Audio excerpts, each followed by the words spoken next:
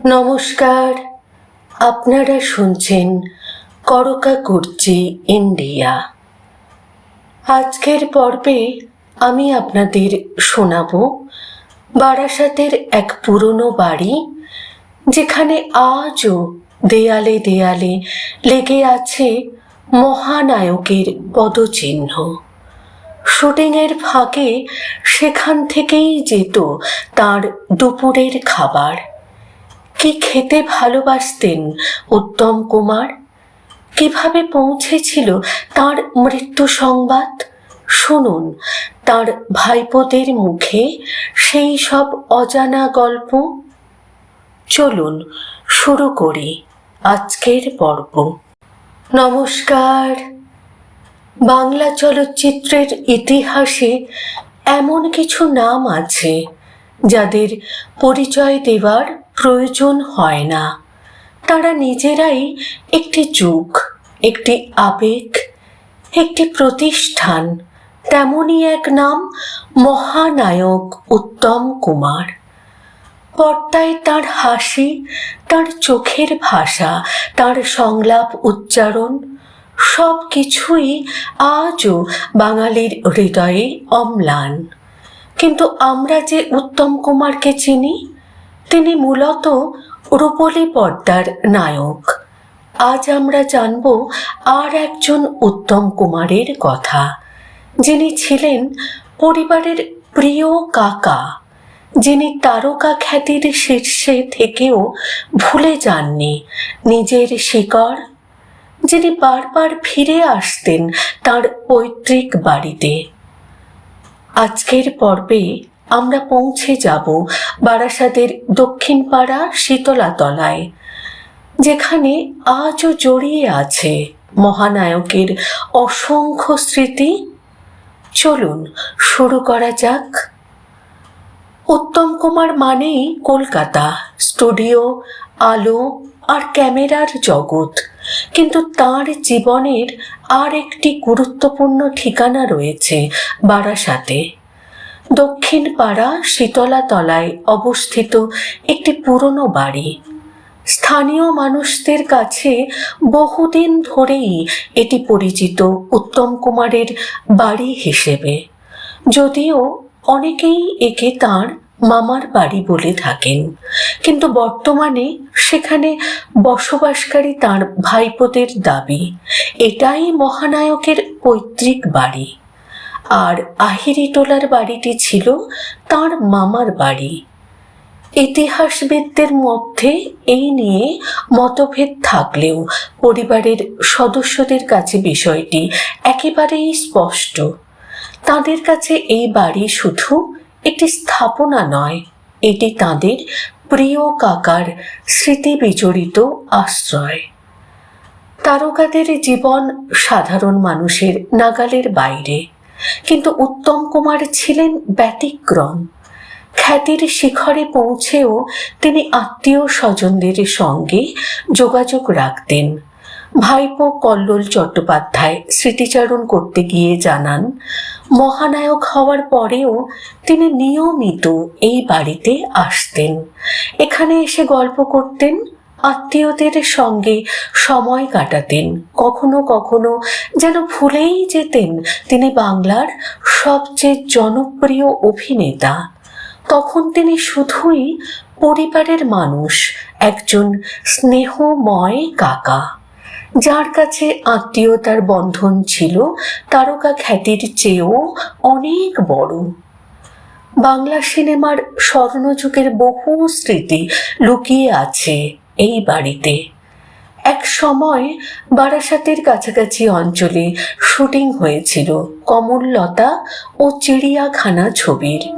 সেই সময় মহানায়ক উত্তম কুমার কাছাকাছি থাকায় দুপুরের খাবার আসতো এই বাড়ি থেকেই। ভাবুন তো, বাংলা সিনেমার সবচেয়ে বড় তারকা, শুটিং ফ্লোরে শত ব্যস্ততা, আর সেই সময় তার জন্য বাড়ির থেকে যাচ্ছে গরম ভাত, মাছের ঝোল আর ডিম। কি আশ্চর্য সরলতা! কল্লোলবাবু জানান, একবার তিনি নিজেও শুটিং দেখতে গিয়েছিলেন। সেই স্মৃতি আজও তার মনে অমলিন। ভক্তদের অন্যতম কৌতূহল, মহানায়কের প্রিয় খাবার কি ছিল।